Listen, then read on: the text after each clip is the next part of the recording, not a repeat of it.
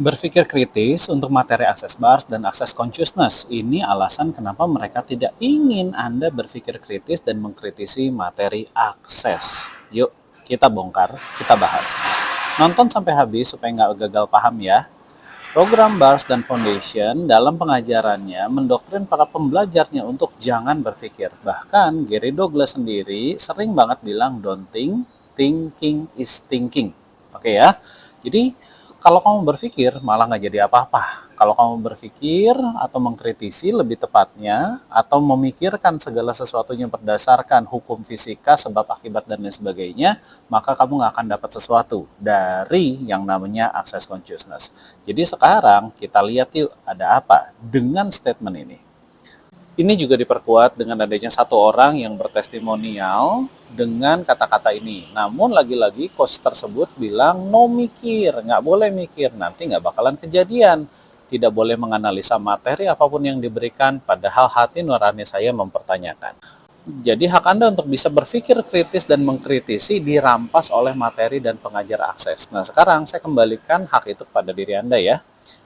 Catatan penting untuk para fasilitator yang nonton video ini saat ini sedang asik dan marak-maraknya film Ice Cold Murder Coffee and Jessica Wongso ya. Dan kita juga sama-sama tahu netizen dan para pembelajar ini pintar-pintar dan bisa mengkritisi banyak hal dari semuanya itu berdasarkan data. Dan catatan penting untuk penonton ungkapkan kebenaran, ya Anda cerdas, Anda pintar, dan mampu mengkritisi sebuah materi. Dan kali ini yang kita kritisi adalah materi Access Consciousness Level 1 manual yang dalam kata-kata yang sekarang namanya Foundation. Dalam materi ini saya akan mengajak Anda untuk berpikir kritis mengenai materi-materi akses dan sudah saya siapkan dari sumber-sumber akses itu sendiri. Tujuannya adalah untuk membuat para pembelajar akses, ya Anda yang sedang menonton ini, menemukan kebenaran sesuai dengan hati nurani dan kode etik manusia, bukan dari interesting point of view. Dan ini akan menjadikan fair use. Jika memang apa yang saya paparkan adalah keliru, silakan sampaikan bantah dengan data yang lain. Jika Anda menemukan kebenaran dalam materi akses, juga silakan diikuti. Juga, jika Anda tidak menemukan kebenaran dalam materi akses,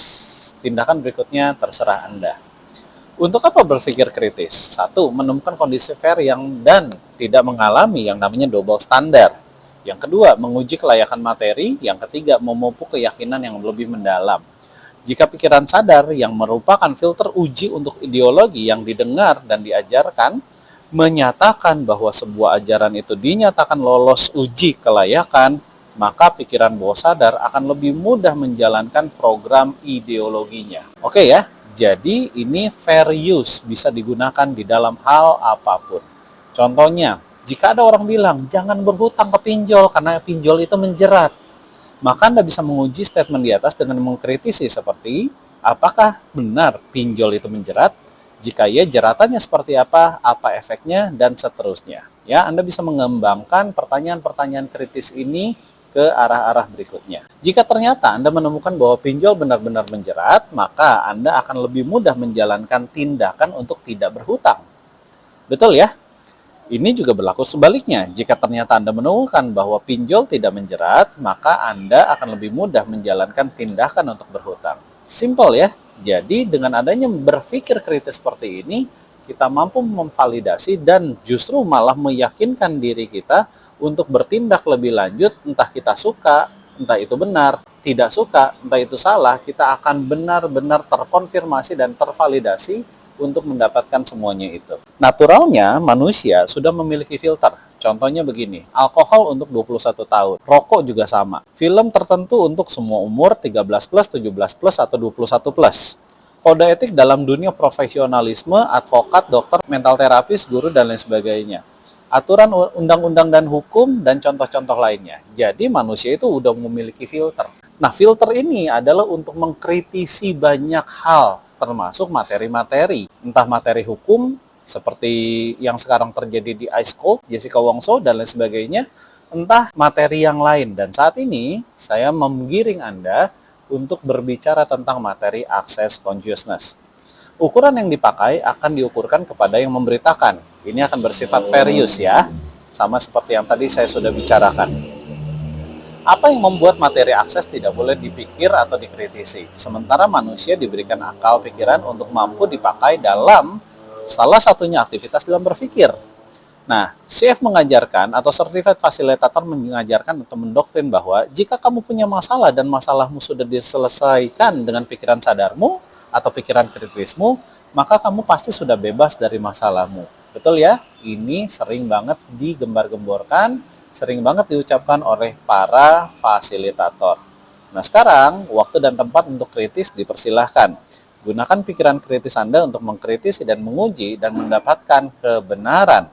Anda berhak sepenuhnya untuk menggunakan pikiran kritis Anda untuk menguji materi-materi akses. Beberapa alasan mengapa materi akses tidak ingin dikritisi adalah fasilitator bakalan yang menjawabnya. Dilihat dari panduan buku manual atau saat ini namanya foundation, materi ini terdapat banyak penyimpangan. Sebagai standarisasi sebuah teknik terapi, akses memiliki banyak cacatnya dan cacatnya itu memang sengaja dipelihara. Jika ditantang balik, akan mengalami double standar. Para fasilitator tahu persis bahwa materi akses tidak baik jika disesuaikan dengan hati nurani mereka sendiri. Dan ini jadi catatan penting ya buat teman-teman dan lainnya. Saya tidak tahu, tapi ini yang saya dapatkan alasan mengapa materi akses tidak ingin dikritisi.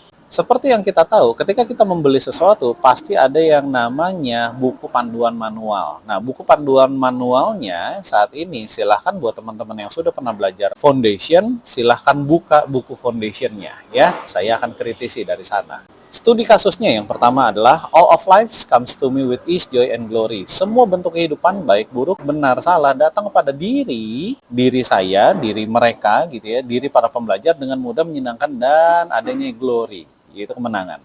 Pertanyaan kritisnya adalah, kenapa banyak fasilitator yang marah, tidak senang, tidak suka, dan tidak bisa mempraktekkan hal ini ketika kenyataan dan fakta dan pengakuan dari Gary Douglas sendiri bahwa akses adalah satanik dibeberkan. Jadi ketika diungkapkan kebenaran ini membeberkan tentang fakta bahwa akses memang satanik, memang terjadi karena satanik, terjadi karena kerasukan Gary Douglas terhadap Rasputin, tiba-tiba kenyataan itu ketika dibeberkan mereka tidak senang. Ada apa dengan ini? Katanya all of life comes to me with its joy and glory. Silahkan dikritisi dan silahkan cek semua para fasilitator. Yang kedua, ada yang namanya double standard. Studi kasusnya double standard. Ada yang namanya love doesn't exist. Di video saya sebelumnya, saya berbicara tentang love doesn't exist. Saya sudah memberikan buktinya. Love is only distractor implant. Juga saya sudah memberikan buktinya di video yang lalu. Family is fucked up and mainly interested limiting you. Saya juga sudah memberikan buktinya di video yang lalu. Pertanyaan kritisnya adalah, kenapa banyak fasilitator yang tidak mengajarkan hal ini kepada anak-anak mereka? Atau kepada suami atau istri mereka? Atau juga kepada pasangan mereka? Mengapa ini tidak diajarkan kepada mereka atau keluarga mereka? Padahal anak-anak boleh dan diizinkan untuk ikut materi foundation dengan gratis atau membayar dengan nominal tertentu. Silahkan dikritisi. Pertanyaan ketiga, penyimpangan standar. Penyimpangan standarisasi kehidupan ya. Di dalam materi foundation, ada yang namanya 3 elements to creating good relationship. Satu adalah orangnya jago di ranjang, alias seksnya jago. Kemudian yang kedua adalah provide money, buat bayar kamu jika kamu adalah wanita. Ingat, materi akses itu diperuntukkan untuk wanita ya. Catatan ini jadi penting banget. Yang ketiga adalah mereka mengizinkan kamu untuk melakukan apapun dan juga sebaliknya. Silahkan teman-teman cek 3 elemen creating good relationship, teman-teman akan dapat materi ini. Pertanyaan kritisnya adalah, apakah relationship yang baik terbentuk dari 3 elemen di atas? Apa yang membuatnya tidak memasukkan karakter dari orang yang bersangkutan untuk membuat sebuah good relationship? Itu yang pertama. Yang kedua, kenapa dalam hal relationship yang diukur terlebih dahulu adalah jago atau tidaknya perihal seks di atas ranjang? Silahkan Anda tanyakan. Pertanyaan ini kritis sekali. Yang ketiga, jika diulang-ulang dan diulang-ulang tentang 3 elemen di atas, apa sih tujuan besarnya? Silahkan teman-teman mengulang baca 3 elemen to creating good relationship ini sebanyak minimal 10 kali. Dan waktu teman-teman sudah membaca lebih dari 10 kali, apa sih tujuan besarnya? Silahkan teman-teman pahami. Kemudian, ini juga merupakan penyimpangan standarisasi hidup gitu ya. True intimacy does not require you to hold on to anyone energetically. Jadi secara bahasa Indonesianya, secara terjemahan bebasnya adalah intimasi yang sesungguhnya tidak mensyaratkan kamu untuk memiliki keterikatan secara energetically dengan siapapun. Dengan kata lain, kalau nggak ada koneksinya sama pasanganmu, ya nggak apa-apa juga. Jadi, kamu udah status nih, ada status suami istri. Tapi kalau kamu nggak ada koneksi sama pasanganmu, ya udah nggak apa-apa juga gitu ya. Jadi secara status ada, tapi secara koneksi nggak ada. Pertanyaan kritisnya adalah, apa yang menjadi dasar bahwa seseorang yang memiliki true intimacy malah tidak terhubung dan tidak terkoneksi dengan seseorang? Silahkan dipikirin, seseorang yang dimaksud ya tentu yang sudah punya status ya. Gitu. Yang kedua, jenis intimasi apa yang akan dijalani oleh seorang wanita jika dia memakai pemahaman ini? Jika diulang-ulang dan diulang-ulang tentang hal di atas, apa sih tujuan besarnya? Perhatikan baik-baik. Penyimpangan standar berikutnya. Monogamy is the idea that there is only one person in the relationship. How many people in the relationship? Usually two. Terus ada lanjutannya nih, monogamy is about the relationship of the one, not with just someone.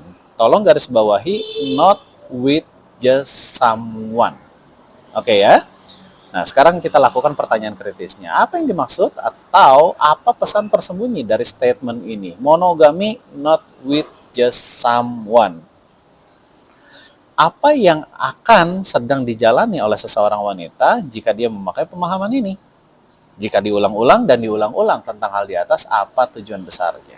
Yuk, berpikir kritis yuk tentang hal ini.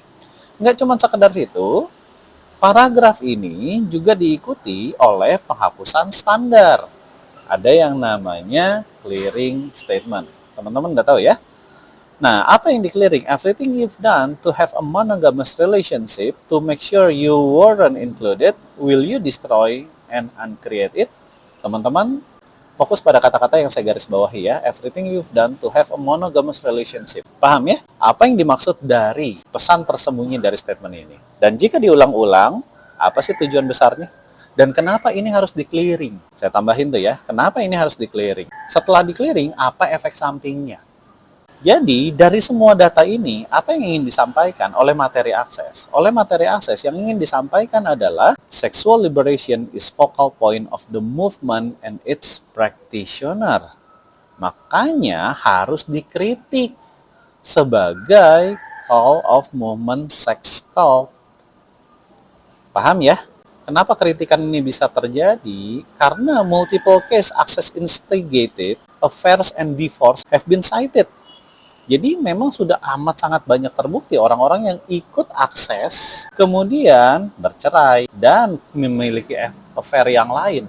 Paham ya? Jadi di sini focal point-nya adalah sexual liberation. Yang di sebelah kiri, Salon des Femmes. Saya punya bukunya, nanti satu saat saya bongkar lagi ya. Saya bongkar juga apa sih isi daripada Salon des Femmes itu.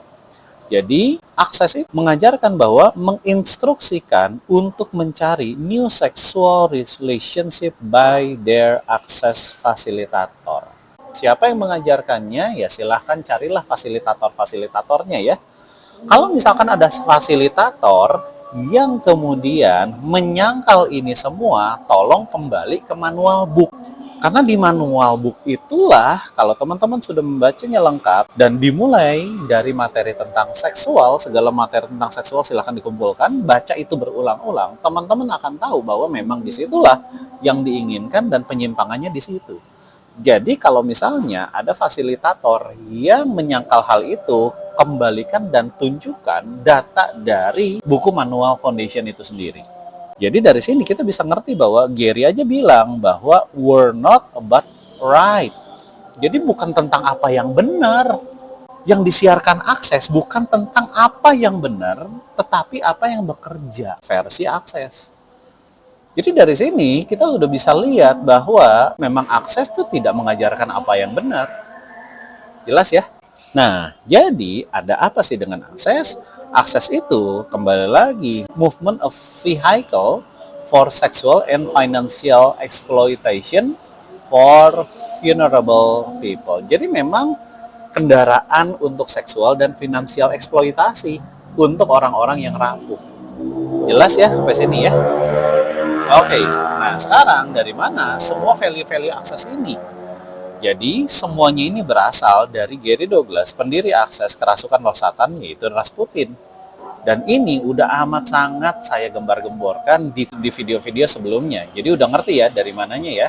Dan tujuan akses ini adalah memasukkan semua materi ideologi satanik ini menjadi autonomous nerve system. Yaitu nggak perlu mikir tapi terjadi. Gimana? Sudah mengerti sekarang? Nah, sekarang sudah materinya sampah, value-nya satanik, dicuci otak pakai bars, dijadikan tumbal lagi. Kalau Anda punya keluarga, keluarga Anda jadi hancur, Anda disuruh bayar mahal pula untuk foundation yang nilainya 20 juta rupiah ke atas gitu ya. Seingat saya 27 juta saat ini, saya nggak tahu berapa. Nah, inilah yang namanya access consciousness. Jadi kita bisa tahu fraudnya adanya di mana. Isi pengajarannya nggak cuma sekedar yang tadi, tapi ini, dan ini. Jelas ya? Nah, jadi ini adalah pesan untuk para fasilitator maupun pembelajar. Pesan untuk para fasilitator, selamat mengeksploitasi orang-orang rapuh dan selamat menerima uang dari orang-orang yang rapuh. Jangan tersinggung, kan bisa di-clearing pakai bars, pakai body process, pakai clearing statement.